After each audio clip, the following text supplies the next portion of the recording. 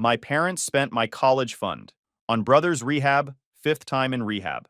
By the way, I found out when I got acceptance letter and asked about the fund. Mom cried and said, your brother needed it more. I was 18, had $47,000 saved. Since I was born, gone, just gone. I didn't even argue, just left and figured it out, worked through community college, transferred, graduated with $60,000 debt. But I did it. Brother relapsed. A month after that rehab. Hey Reddit, buckle up because this one's gonna sting. Fair warning, this isn't one of those heartwarming family reconciliation stories where everyone hugs it out at the end. This is about what happens when your parents choose your siblings' rock bottom over your future, repeatedly, and then have the absolute nerve to come back asking for more. I'm 30 now. Got a house, wife, career, the whole suburban dream package. But 12 years ago, I was an 18-year-old kid holding an acceptance letter to my dream school with literally no idea that my entire future had already been mortgaged to fund my brother's fifth trip to rehab. Yeah, fifth time. Let that sink in for a second. My brother Dylan was always the family project. I'm not saying that to be mean, it's just facts. Growing up, he was the kid who needed extra attention, extra chances, extra everything. I was the low-maintenance one. The kid who did homework without being asked, showed up where I was supposed to be, didn't cause waves. Classic middle child who learns real quick that flying under the radar means less drama. Dylan was 3 years older than me. When I was in elementary school, he was already getting suspended for stupid stuff. Nothing violent, just your standard rebellious teenager nonsense. Cutting class, talking back to teachers, that kind of thing. My parents treated it like a phase. He's just expressing himself, Mom would say. He'll grow out of it. Spoiler alert, he did not grow out it. I remember being 8 years old, sitting at the principal's office waiting for Mom to pick me up after I won some reading achievement award. Sat there for 2 hours because she forgot. She was at Dylan's school dealing with whatever he'd done that week. When she finally showed up, she was crying. Didn't even notice the certificate in my hand. Just grabbed me and said, we need to go. That became the pattern. My stuff always got bumped for Dylan's emergencies. School plays, parent-teacher conferences, even my own birthday parties got canceled or postponed because Dylan needed attention. I learned pretty quick that if I wanted something celebrated, I better not make a big deal about it because the universe would just arrange for Dylan to have a crisis at the exact same time. 4th grade, I made the honor roll for the first time. Brought home the certificate, so proud. Dad was on the phone with Dylan's guidance counselor. Didn't even look up, just gave me a thumbs up and kept talking. That certificate went in my drawer. Never made it to the fridge like Dylan's participation trophies always did. By middle school, I'd basically raised myself. Made my own lunches, did my own laundry, forged parent signatures on permission slips because asking Mom or Dad meant waiting until they weren't stressed about Dylan, which was never. My friends' parents started giving me rides places because my parents were usually dealing with family stuff. By the time I hit middle school, Dylan had moved on to bigger and better screw-ups. Got caught with substances at school. I'm keeping this vague because apparently we can't name certain things. But let's just say it wasn't exactly legal and definitely wasn't prescribed. First rehab at 16. I remember that clearly because it happened right before my 13th birthday. My birthday party got canceled because Mom and Dad were dealing with a family emergency. Dylan went to some 30-day program a few hours away. Came back, seemed fine for maybe 2 months, then right back to it. Second rehab at 17. 30 days again. This time it overlapped with my 8th grade graduation. Mom and Dad didn't come. They were at family week at the facility. I sat in that auditorium watching other kids' parents take pictures and cheer, and I just sat there. My grandma came, bless her, but it wasn't the same. I'm not trying to paint myself as some tragic figure here. Plenty of kids have it worse. But here's the thing about being the good kid in a family with a problem child. You become invisible. Not because your parents don't love you, but because the squeaky wheel gets the grease. And Dylan was squeaking loud enough to wake the dead. I learned to handle my own stuff. Needed supplies for school? I figured it out. Needed a ride somewhere? I'd bike or find a friend's parent. College applications? Guidance counselor helped me with that because Mom and Dad were usually too stressed about whatever Dylan had done that week. The college fund was set up when I was born. My grandparents on Dad's side were pretty well off, and when I came into the world, they opened this education account. Put in a decent chunk initially, then added to it every birthday and Christmas. By the time I was 5, there was supposedly around $20,000 in there. They did the same for Dylan, and I always just assumed that money was sitting somewhere growing, waiting for us. Grandpa passed when I was 10, Grandma when I was 15. At the funeral, she pulled me aside. She was pretty sick at that point, knew she didn't have long, and she told me, "That money is for your education. Don't let anyone tell you otherwise. You're going to do great things." I remember nodding, not really understanding what she meant by, "Don't let anyone tell you otherwise." Like, who else would the money be for? It was literally in an account with my name on it. Or so I thought. Senior year rolled around. I'd worked my butt off.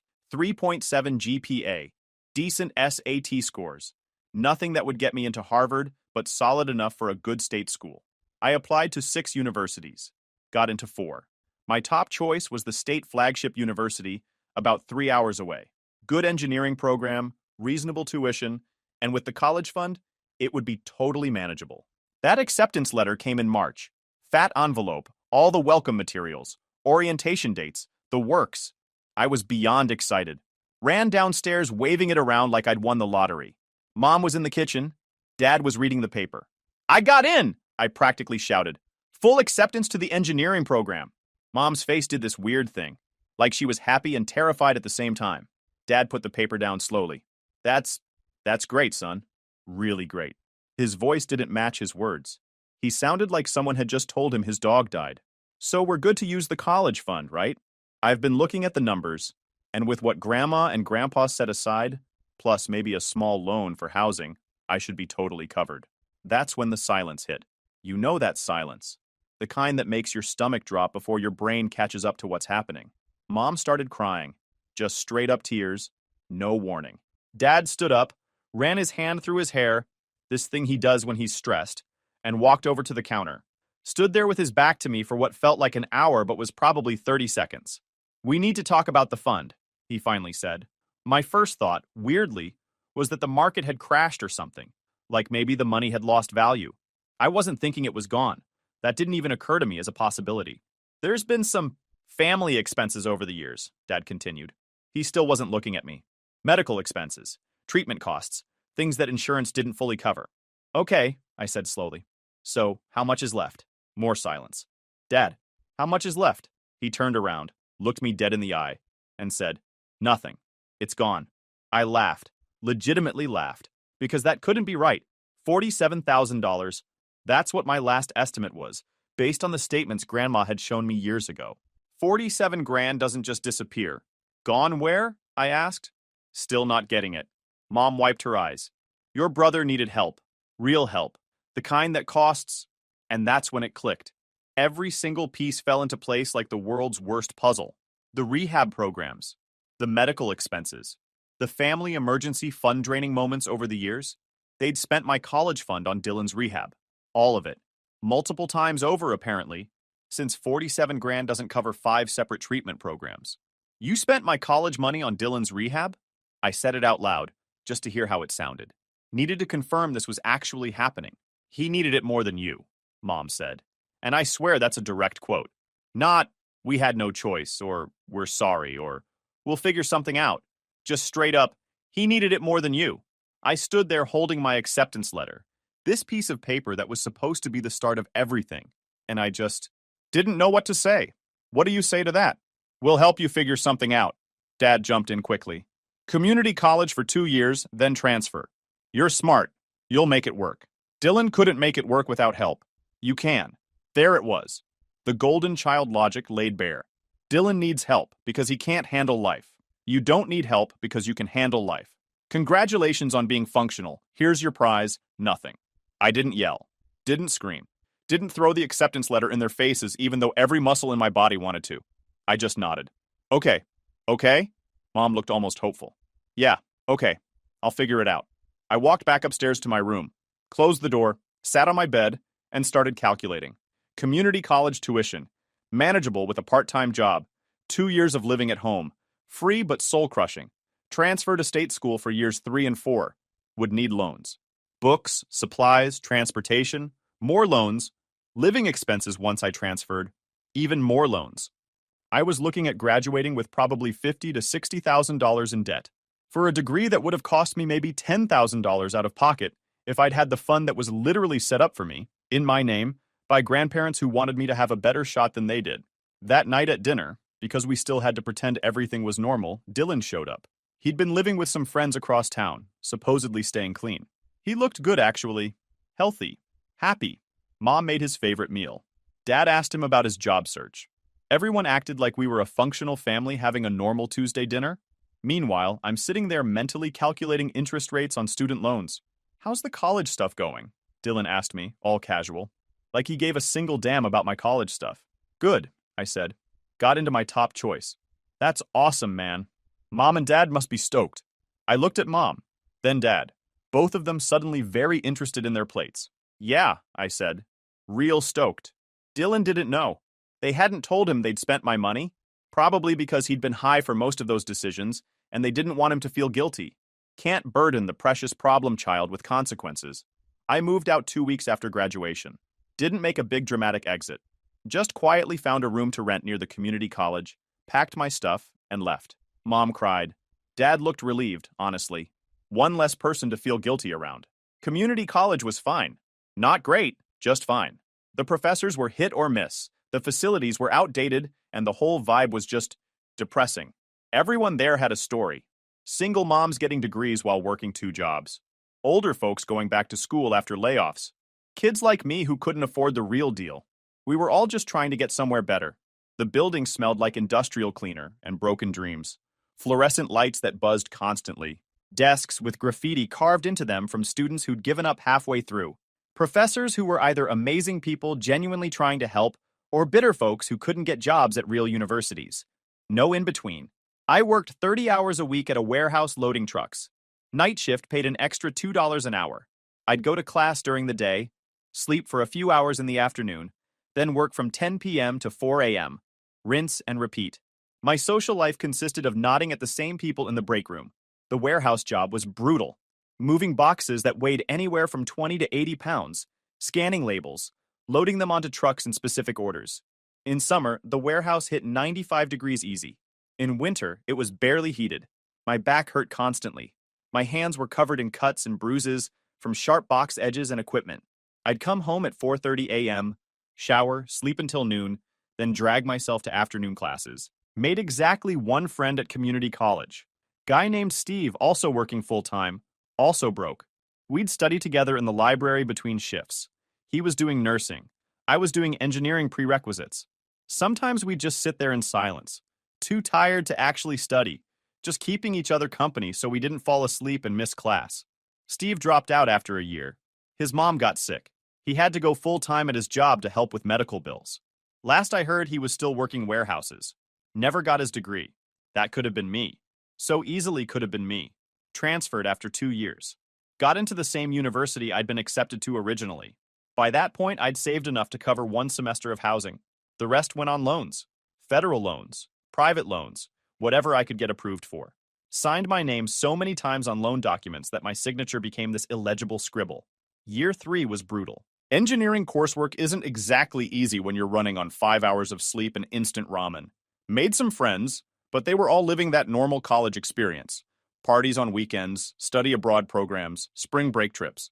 I was working campus security on weekends and spending breaks doing overtime at a warehouse back home. Never went home for holidays. Couldn't stomach watching Mom and Dad pretend everything was fine while Dylan bounced between jobs and girlfriends and almost getting his life together. They'd call sometimes. You should come visit. Nah, I'm good. Senior year, I got an internship at a manufacturing company. Paid internship, that was clutch. $12 an hour, and they liked me enough to offer a full-time position after graduation. Not glamorous, entry-level engineering work, but it was a real job with benefits and a salary. Graduated in May. By August, I was working full-time. Starting salary was $48,000. Not amazing, but after years of scraping by, it felt like winning the lottery.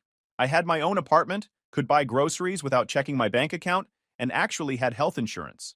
The student loan payment started 6 months later, $540 a month, for 10 years. That's 65 grand total by the time you factor in interest. $65,000, because my parents decided their older son's 5th attempt at getting clean was more important than my education. I paid every month, on time, never missed one. Made extra payments when I could. It became this thing. Every month I'd transfer the money and think about how this was money that shouldn't exist. This debt was completely preventable. But whatever. It was what it was. Years passed. I got promoted. met a girl named Sarah at a friend's wedding, one of the few friends from university I'd kept in touch with. She was a project manager at a construction company. Smart, funny, had her life together. We clicked immediately. Second date, she asked about my family. I gave her the highlight reel. We're not close. They made some choices I didn't agree with. We don't really talk. She didn't push it. That's what I loved about her. She got that some families are just broken in ways that can't be fixed, and that's okay. You build your own life. We got engaged after a year. Married 6 months later. Small wedding. Her family, our friends. My uncle Rick, who'd always been cool with me. Mom and Dad got an invitation because Sarah thought it was the right thing to do. They came. Sat in the back. Left before the reception. Didn't bring a gift. Dylan wasn't invited. Heard through the grapevine he was in rehab again. Number 7 or 8 by that point. Lost count. Sarah and I bought a house when I was 29. Nothing fancy, just a 3-bedroom in a decent neighborhood. But it was ours. We'd both saved aggressively, kept our expenses low, and when the right place came up, we jumped. The day we closed, I remember standing in the empty living room thinking about how I'd done it.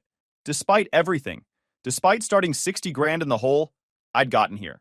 Paid off the last student loan 3 months before my 30th birthday. Made the final payment online, click submit, and watched the balance go to zero. Sarah made me a cake. We celebrated like normal people celebrate winning the lottery. Because for me, that's what it felt like. Freedom from a debt that should never have existed. 2 weeks later, Dad called. I almost didn't answer. We maybe talked twice a year, usually around major holidays, and those conversations lasted about 5 minutes of awkward small talk before we both found excuses to hang up. But I answered, "Hey son, how are you?" "Fine.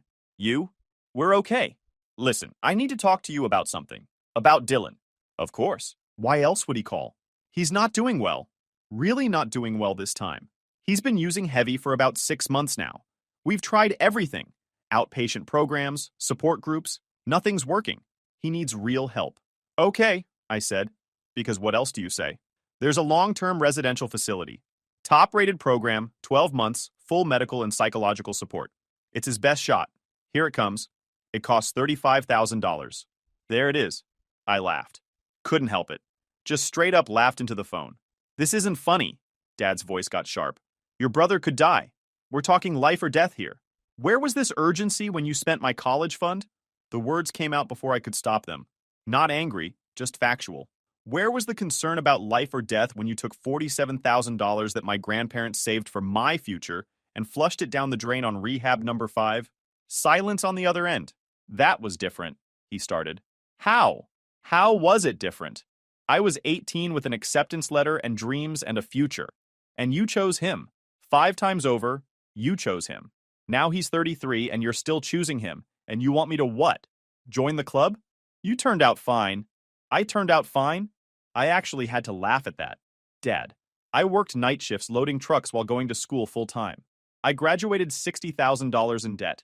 I spent my entire 20s making loan payments on an education that should have been mostly covered by money that was literally saved for me, in my name, by grandma and grandpa who wanted me to have a shot. You know what turned out fine? My credit score, because I never missed a payment, even when I had $40 in my account and a week until payday. But me? I didn't turn out fine. I turned out despite you. We did our best. Your best was spending my college fund without even telling me until I was holding an acceptance letter? Your best was missing my high school graduation because you were at family week for Dylan's second rehab? Your best was telling an 18-year-old kid to figure it out because his brother needed the money more? That was your best?" Silence again. I could hear him breathing. Heavy breaths like he was trying not to cry or maybe trying not to yell. Hard to tell with Dad. "We'll pay you back," Dad said finally, quieter now. I laughed harder. "With what money, Dad? The house you remortgaged for his last rehab? Mom's retirement that you cashed out for the one before that?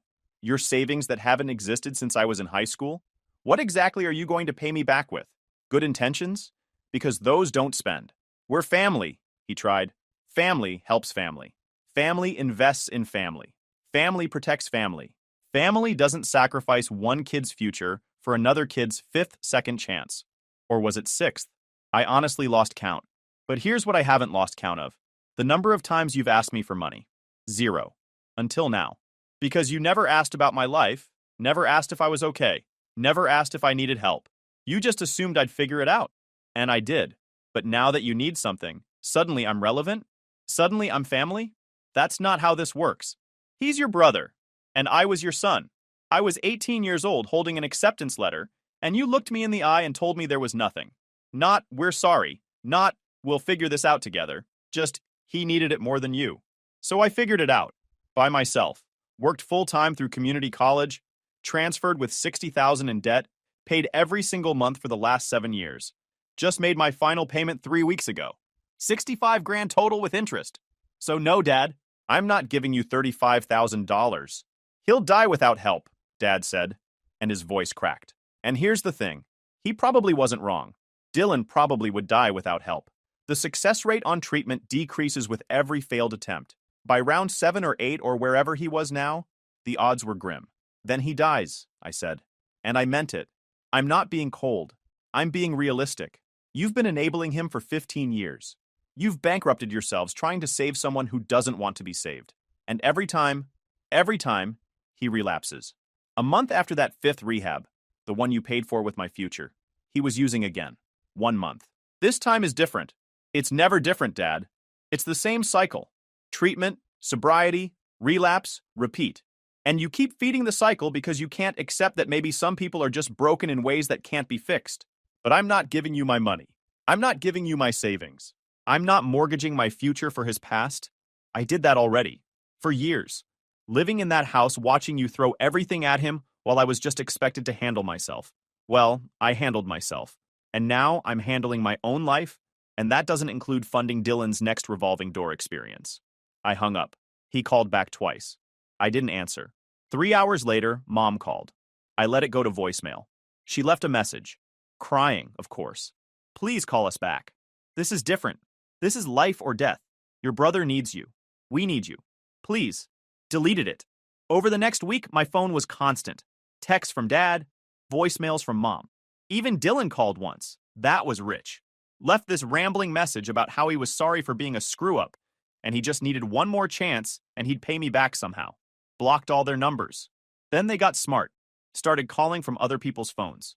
A cousin I hadn't talked to in 5 years suddenly called asking how I was doing. Then casual-like mentioned that she'd heard Dylan was struggling, and wasn't it sad how family sometimes needs support? I told her point blank. Did my parents ask you to call me? She hesitated. They mentioned you might be able to help. I'm not helping. They spent my college fund on Dylan's rehab. $47,000 that my grandparents saved for me. Gone. I graduated $60,000 in debt because of their choices. Just paid it off. So no, I'm not giving them 35 grand for round 8 or 9 or whatever number we're on. Thanks for calling though. Hung up. Blocked her too. More relatives called over the next few days.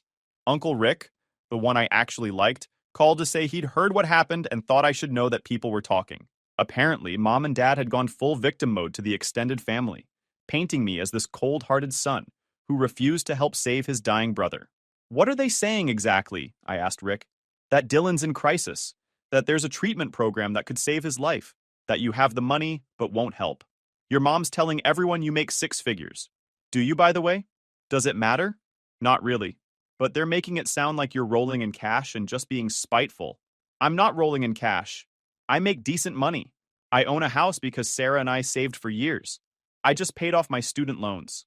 Loans that exist because they spent my college fund on Dylan. But none of that matters because it's not their money. It's mine. I earned it. And I'm not giving it to them. I'm not saying you should, Rick said. I'm just giving you the heads up that this is going to get messy. He was right. 2 days later, my Aunt Jennifer called. Then Cousin Tommy. Then another aunt whose name I barely remembered. All with variations of the same script. We're worried about Dylan. We hear you're doing well. Family helps family. What's 35,000 to you? It's his life. I got tired of explaining myself individually. So I did something I'd been thinking about for days. I wrote an email. A long, detailed, chronologically organized email. Started with the college fund set up by my grandparents. Listed every rehab with dates. Every relapse with timelines. Every dollar my parents spent. Or at least what I could verify through conversations over the years. 47 grand on my college fund. Another 20 on Rehab-3. 15 on Rehab-4. Home equity line for Rehab-6. Attached my student loan payment history. 7 years of $540 monthly payments. Attached my final payoff confirmation from 3 weeks ago. Wrote a detailed breakdown of how I'd worked full-time through community college, transferred with massive debt, and spent my entire 20s paying for an education that should have been mostly covered by money specifically saved for me. Added screenshots too. Bank statements showing my loan payments. Old emails from financial aid office. Even found a photo of that acceptance letter from 12 years ago. I'd taken a picture of it before everything went sideways, back when I thought it was the start of something good. Included a timeline. Age 16.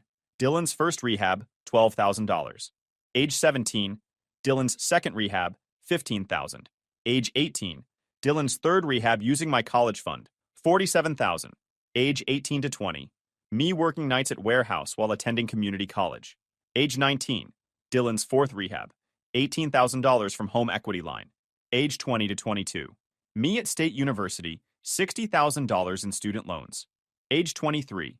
Dylan's fifth rehab, $22,000. Parents remortgage house. Age 23 to 30. Me making $540 per month loan payments. Age 28. Dylan's sixth rehab, $15,000. Mom cashes out retirement. Age 30. Dylan's seventh rehab, $35,000 requested, denied. Ended with this. I'm told that family helps family. I agree, which is why I'm confused about where my family was when I was 18 and just learned my future had been sold for my brother's fifth failed attempt at sobriety. I'm told that $35,000 is nothing compared to a life. I agree, which is why I'm confused about why my parents didn't feel my education and future were worth protecting. Dylan has been in treatment 7 times. He relapsed after every single one. I don't say this to be cruel. I say this because at some point, you have to accept that some people cannot be saved, especially when they don't want to be saved. My parents have spent over $100,000 trying. They've bankrupted themselves, destroyed their retirement, remortgaged their house, and here we are again, with the same request. I'm not giving them $35,000. Not out of spite, not out of anger, but because I learned a long time ago that you can't save people who won't save themselves. And I refuse to set myself on fire to keep someone else warm, especially when they'll just use that warmth to relapse again in 6 months. If any of you would like to contribute to Dylan's treatment, I've done the math. $35,000 divided by our extended family of approximately 15 adults equals about $2,300 each. I'll wait here while you all send your checks. Sent it to everyone. Every aunt, uncle, cousin who'd called. CC'd my parents. Hit send and close my laptop. The response was immediate. My phone blew up with texts. Some people angry, some people sympathetic, most people silent. Aunt Jennifer, how dare you air family business like this? Cousin Tommy, this is between you and your parents. Aunt Lisa, your brother is dying and you're being petty. Uncle Rick, well damn. But not one person, not one, offered to contribute money. Shocker. My mom sent one text, "You've broken your father's heart." I replied, "He broke mine 12 years ago. I just didn't send a mass email about it." Blocked her. Uncle Rick called the next day. That email was harsh. Was it inaccurate? No. Then it wasn't harsh.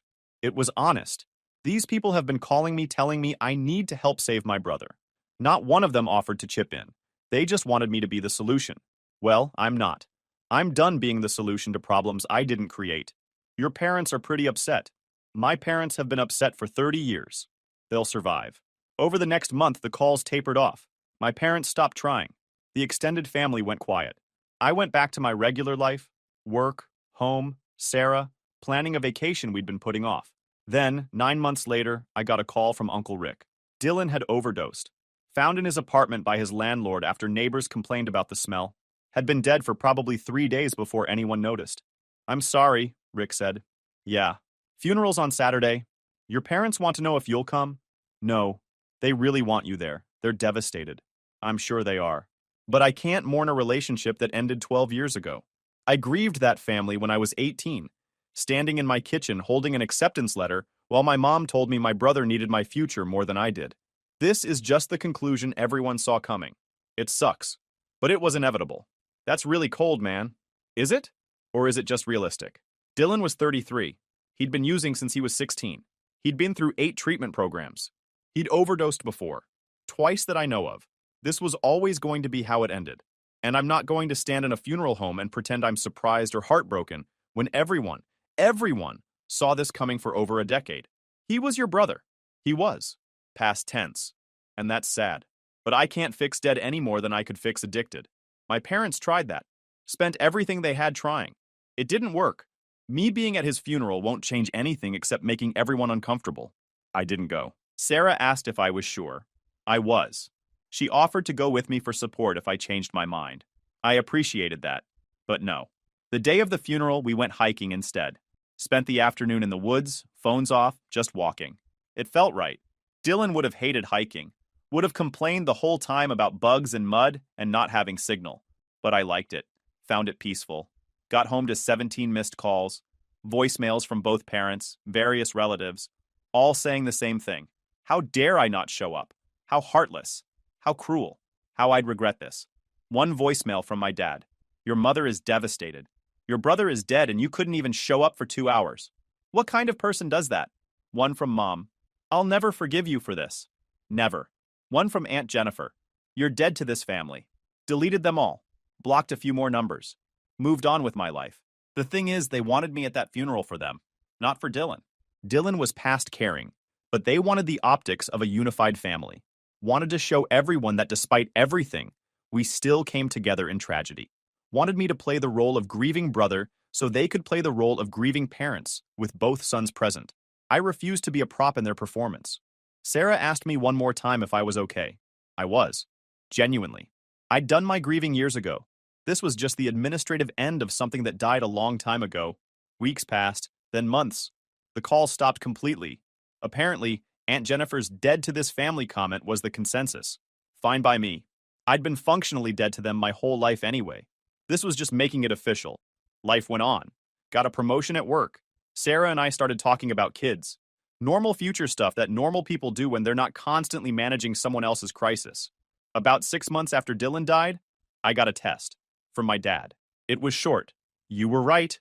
About all of it. We failed you. We failed Dylan. We failed as parents. Your mother won't admit it, but I can't keep lying to myself. We spent your future trying to save your brother, and we lost both of you anyway. I'm sorry. I know that doesn't mean anything now, but I needed to say it. I don't expect you to forgive us. I don't even know if I forgive us. But you deserved better. You deserved parents who protected your future as fiercely as we tried to save your brother's life. We just didn't know how to do both, and we chose wrong. I'm sorry. I read it 3 times. Felt nothing. No satisfaction. No anger. No sadness. Just nothing. Showed it to Sarah. What do you think? She read it. Does it change anything? No. Then it doesn't matter. She was right. It didn't matter. An apology 12 years late doesn't erase 12 years of damage. Doesn't refund student loan interest. Doesn't give me back the 20s I spent working instead of living. Doesn't resurrect a relationship that died when I was 18. I didn't respond. What would I even say? Thanks for the apology. Sorry it came with a body count. There was nothing to say. The conversation was over years ago. This was just the epilogue nobody asked for. Here's what nobody tells you about being the good kid who gets sacrificed for the problem child. You don't owe anyone anything. Not your parents who made bad choices. Not your siblings who couldn't get their act together. Not extended family who suddenly have opinions when they smell money. You don't owe them your savings. You don't owe them your future. You don't owe them your presence at performative grief ceremonies. You especially don't owe them the emotional labor of pretending you're one big happy family when they treated you like a backup plan your entire life. People talk about family like it's this sacred bond that supersedes everything else. Like blood automatically means loyalty, support, unconditional love. But that's nonsense. Blood just means you share DNA. Family is what you build with people who actually show up for you. My parents showed up for Dylan. Every single time. Through 7 rehabs, countless relapses, years of chaos. They showed up with money, time, emotional support, second chances, third chances, 15th chances. They didn't show up for me. Not when I needed help with college applications. Not when I was working nights and barely surviving. Not when I graduated. Not when I got married. They showed up physically sometimes, but they weren't present. They were just going through motions while their actual attention remained on Dylan. That's their choice. They chose how to allocate their resources, and I'm choosing mine. YouTube just dropped this new hype feature. If you're hooked on this story, smash that hype button. It tells YouTube this video deserves to blow up, and it keeps even crazier stories coming your way.